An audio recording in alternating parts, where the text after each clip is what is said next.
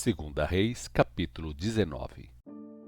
Quando o rei Ezequias ouviu o relatório desses homens, rasgou as suas roupas e se cobriu com um pano de saco e foi ao templo do Senhor a fim de orar.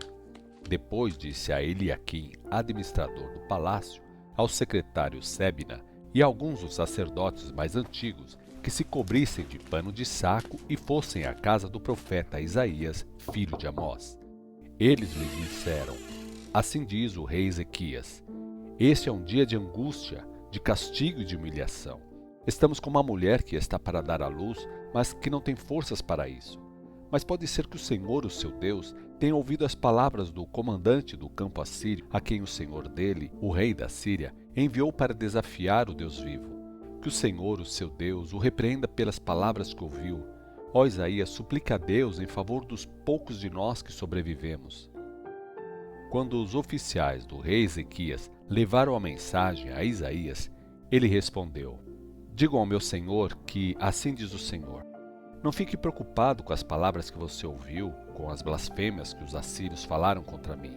Eu farei com que o rei da Síria receba más notícias de casa, e ele resolverá voltar, e o Senhor tomará providências para que ele seja morto à espada quando chegar lá. Então, os comandantes de campo foram procurar seu rei em Líbina, porque recebeu aviso de que o rei tinha saído de Laques. Logo depois, o rei Senaqueribe recebeu a notícia de que Tiraca, rei etíope do Egito, vinha atacá-lo. Antes de sair para enfrentá-lo, ele mandou este recado ao rei Ezequias: Digam a Ezequias, rei de Judá: Não se deixe enganar por esse Deus com que você confia. Não acredite quando ele diz: Jerusalém não cairá nas mãos do rei da Síria. Você bem sabe o que os reis da Síria fizeram por onde passaram. Eles destruíram tudo sem deixar nada. Por que você seria tratado de modo diferente? Por acaso os deuses das outras nações as livraram? Os deuses de Gozã, Arã, Rezefe e do povo de Éden na terra de Telassar?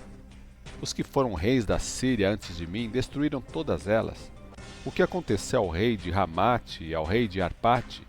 E onde estão os reis de Sefarbaim, e de Rena e de Iva? Ezequias pegou a carta das mãos dos mensageiros e a leu. Então foi ao templo do Senhor e a colocou diante do Senhor. Depois Ezequias fez esta oração: Ó Senhor, Deus de Israel, que está sentado em seu trono entre os querubins. Só o Senhor é o Deus de todos os reinos da terra. O Senhor criou os céus e a terra. Peço-lhe, ó Senhor, que ouça esta oração. Abra os teus olhos, Senhor, e veja o que está acontecendo. Ouça as palavras com as quais Senaqueribe está desafiando o Deus vivo.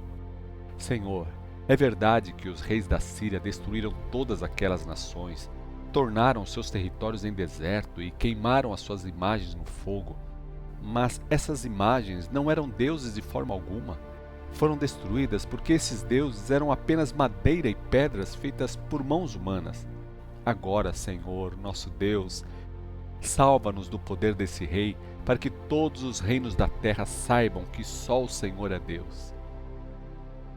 Então, Isaías, filho de Amós, enviou esta mensagem a Ezequias: Assim diz o Senhor, o Deus de Israel: Ouvi o seu pedido a respeito do rei Senaqueribe, o rei da Síria.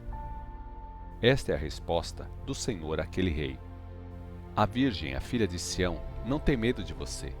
A filha de Jerusalém se ri e caçoa de você. A quem você desafiou? E contra quem você blasfemou? E contra quem você se dirigiu com tanta arrogância? Contra o Santo de Israel. Você conta vantagem e insultou o Senhor por meio dos seus mensageiros, dizendo: Meus carros conquistaram as mais altas montanhas, subiram até os picos do Líbano. Derrubei os cedros mais altos e os ciprestes mais bonitos. Cheguei a conquistar os lugares mais distantes e as florestas mais lindas. Tenho bebido água dos muitos poços que cavei e sequei o rio Nilo com a solda dos pés dos meus soldados. Porque não conhece que há muito tempo eu, Senhor, decretei que você faria essas coisas, que você deixaria cidades fortificadas em ruínas? Por isso, é claro, as nações que você conquistou não tinham poder contra você. Elas eram como capim nos campos, que se enruga quando o sol é muito quente, e como cereal que fica queimado antes do amanhecer. Eu, porém, sei tudo a seu respeito. Conheço todos os seus planos e sei para onde vai e quando retorna, e também sei o quanto me odeia. E por causa do seu furor e arrogância contra mim, vou pôr um anzol no seu nariz e um freio na sua boca, e vou fazer você voltar pelo mesmo caminho por onde veio. Depois, Isaías deu ao rei Ezequias esta mensagem do Senhor: Esta é a prova de que eu vou fazer conforme prometi. Este ano e no próximo, o meu povo comerá o trigo que nasce no campo, sem que ninguém o tenha plantado. Mas no terceiro ano, vocês vão semear e colher. Plantem vinhas e comam do seu fruto. O meu povo de Judá, aqueles de vocês que escaparam da destruição causada pelo cerco, ainda se tornarão uma grande nação. Vocês lançarão raízes profundas no solo e darão muitos frutos. Uma parte restante do meu povo sairá de Jerusalém e do Monte Sião. O Senhor dos Exércitos vai cuidar para que isso aconteça. Portanto, assim diz o Senhor a respeito do rei da Síria: Ele não entrará nessa cidade. Ele não a enfrentará com escudo, nem construirá uma rampa para subir nos muros, nem mesmo atirará uma flecha contra ela. Ele voltará pela mesma estrada por onde veio. Ele não invadirá a cidade, diz o Senhor. Eu defenderei e salvarei esta cidade por amor do meu nome e por amor do meu servo Davi. Naquela mesma noite, o anjo do Senhor saiu e matou 185.000 soldados no acampamento assírio. E quando amanheceu o dia, os que não tinham morrido puderam ver os corpos dos companheiros espalhados por toda parte. Então o rei da Síria, Senaqueribe, foi embora para sempre. Voltou para Nínive e ficou ali. E aconteceu que, enquanto ele adorava no templo do seu deus Nimroque, seus filhos Adrameleque e Sarezer o assassinaram à espada. Eles fugiram para a terra de Ararate e seu filho Esarhadon veio a ser o novo rei. 2 Reis, capítulo 20. Naquele tempo, Ezequias ficou muito doente e a sua doença era mortal. O profeta Isaías, filho de Amós, foi fazer uma visita ao rei e lhe disse: Assim diz o Senhor: Ponha seus negócios em ordem e prepare-se para morrer. Você não vai sarar dessa doença. Então Ezequias virou o rosto para a parede e orou ao Senhor, dizendo: Ó Senhor, lembre de como sempre procurei obedecer às suas ordens com fidelidade e com um coração sincero. Tenho feito aquilo que o Senhor aprova. E Ezequias chorou amargamente. Então, antes que Isaías saísse do pátio, a palavra do Senhor veio a ele outra vez. Volte à presença de Ezequias, o líder do meu povo, e diga: Assim diz o Senhor, o Deus de seu pai Davi. Ouvi a sua oração e vi as suas lágrimas e vou curá-lo. Daqui a 3 dias você sairá da cama e irá à casa do Senhor. Vou dar a você mais 15 anos de vida e também o livrarei das mãos do rei da Síria. Defenderei esta cidade por causa do meu nome e por amor ao meu servo Davi. Então Isaías deu as seguintes instruções: fervam alguns figos secos e façam uma pasta com esses figos e espalhem-na sobre a ferida. Eles fizeram esta pasta, aplicaram-na sobre a ferida e ele sarou. O rei Ezequias havia perguntado a Isaías: Qual será o sinal de que o Senhor vai me curar e de como eu poderei ir à casa do Senhor daqui a 3 dias? Isaías respondeu: O sinal de que o Senhor vai curar o que prometeu é o seguinte: você prefere que a sombra do relógio do sol caminhe 10 pontos para frente ou 10 pontos para trás? A sombra se move para frente, respondeu Ezequias. Faça voltar 10 pontos. Então o profeta Isaías clamou ao Senhor que fizesse isto, e ele fez a sombra voltar 10 pontos no relógio de sol de Acaz. Nesse tempo, Merodach-Baladã, filho de Baladã, rei da Babilônia, mandou representantes com saudações e um presente para Ezequias, porque soube da enfermidade do rei. Ezequias recebeu com agrado esses representantes e lhes mostrou todos os tesouros que ele possuía: a prata, o ouro, as especiarias e os óleos perfumados, o depósito das armas e tudo que ele possuía. Não houve nada em seu palácio, nem todo o seu domínio, que Ezequias não lhes mostrasse. Então, o profeta Isaías foi ao encontro do rei Ezequias e perguntou: O que esses homens queriam? De onde vieram? Vieram de longe, da Babilônia, respondeu Ezequias. O que eles viram em seu palácio? Perguntou Isaías. E Ezequias respondeu: Viram tudo ali, eu lhes mostrei todos os meus tesouros. Então Isaías disse a Ezequias: Ouça a palavra do Senhor. Virá o tempo quando tudo que existe nesse palácio será levado para a Babilônia. Todos os tesouros de seus pais serão levados para a Babilônia. Não ficará coisa alguma, diz o Senhor.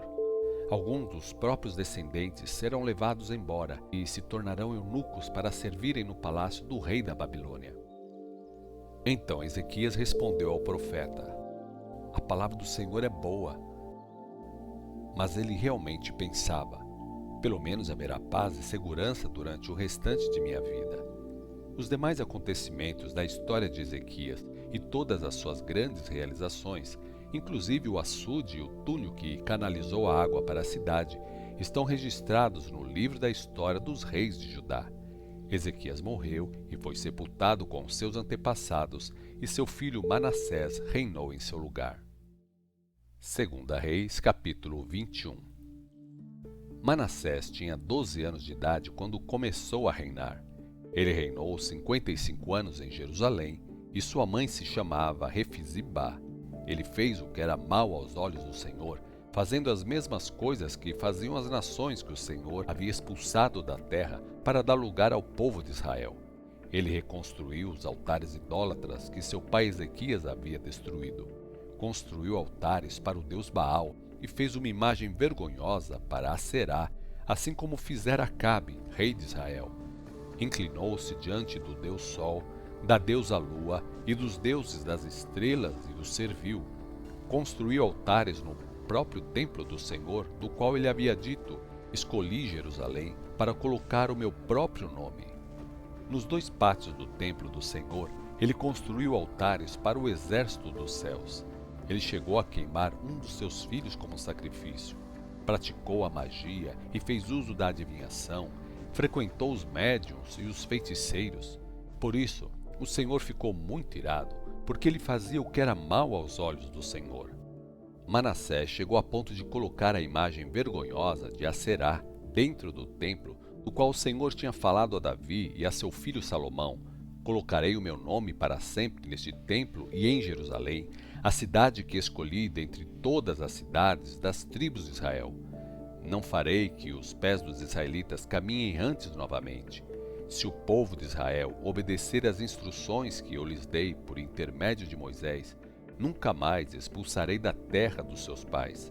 Porém, o povo não deu atenção à palavra do Senhor, e Manassés os levou a fazer coisas ainda piores do que as nações vizinhas haviam feito, nações que o Senhor havia destruído diante do povo de Israel quando entrou na terra. Então, o Senhor falou por intermédio dos profetas, seus servos: Manassés, rei de Judá, fez coisas más, agindo mais perversamente do que os amorreus que estiveram nessa terra antes dele, e levou o povo de Judá a praticar a adoração de imagens. Portanto, assim diz o Senhor, o Deus de Israel: Trarei desgraças tão grandes sobre Jerusalém e Judá, que os ouvidos daqueles que ouvirem a respeito dessas desgraças vão tinir de horror. Estenderei sobre Jerusalém o fio de medir usado contra Samaria e o prumo usado contra a casa de Acabe.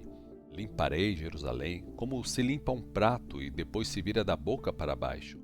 E rejeitarei mesmo aqueles poucos que restarem do meu povo e os entregarei nas mãos dos seus inimigos. Serão despojados e saqueados pelos seus inimigos, pois eles fizeram perante mim o que era mal e provocaram a minha ira desde o dia em que tirei os seus antepassados do Egito. Além da adoração de imagens, que é uma prática que Deus não tolera e que Manassés levou o povo a cometer, Manassés assassinou um grande número de pessoas inocentes, e Jerusalém, de uma parte a outra, estava cheia de corpos das suas vítimas. Os demais acontecimentos do reinado de Manassés e todas as suas realizações, inclusive seus atos pecaminosos, estão registrados no livro da história dos reis de Judá. Ao morrer, Ele foi sepultado no jardim de seu palácio em Uzá, e seu filho Amon se tornou um novo rei. Amon tinha 22 anos de idade quando começou a reinar. Ele reinou 2 anos em Jerusalém, e a sua mãe se chamava Messulemete, filha de Assur, e Jotibá. Ele fez o que era mal aos olhos do Senhor, como seu pai Manassés. Ele fez todas as coisas más que seu pai tinha feito, adorou os mesmos ídolos que seu pai havia adorado e inclinou-se diante deles. Ele virou as costas para o Senhor, o Deus de seus antepassados. Ele não quis saber de andar nos caminhos do Senhor. Mas os oficiais de Amon tramaram contra a vida dele e o mataram no palácio. Então, o povo de Judá matou todos os que haviam conspirado contra o rei Amon e colocou no trono Josias, filho de Amon. Os demais acontecimentos do reinado de Amon e suas realizações estão registrados no livro da história dos reis de Judá. Ele foi enterrado numa sepultura no jardim de Uzá e em seu lugar reinou seu filho Josias.